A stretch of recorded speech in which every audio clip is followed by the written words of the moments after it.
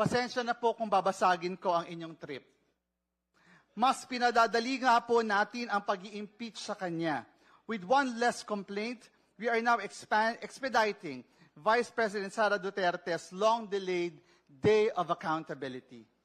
Madam Chair, dear colleagues, higit sa isang taon na mula noong inendorso ko ang unang impeachment complaint noong December 2, 2024. Our complainants have patiently waited and have shown their unwavering commitment to the truth, justice, and accountability. Naghihintay sila ng matagal na sagutin ni VP Sara ang aligasyon laban sa kanya. And hopefully, their long wait will not be for naught. Tuloy ang laban, and as Deputy Minority Leader and ex-official member of this committee, I fully trust that this committee will decide on the merits of this case. Nang sa wakas, ay mahatid na natin ito hanggang sa Senado. Thank you very much, Madam Chair.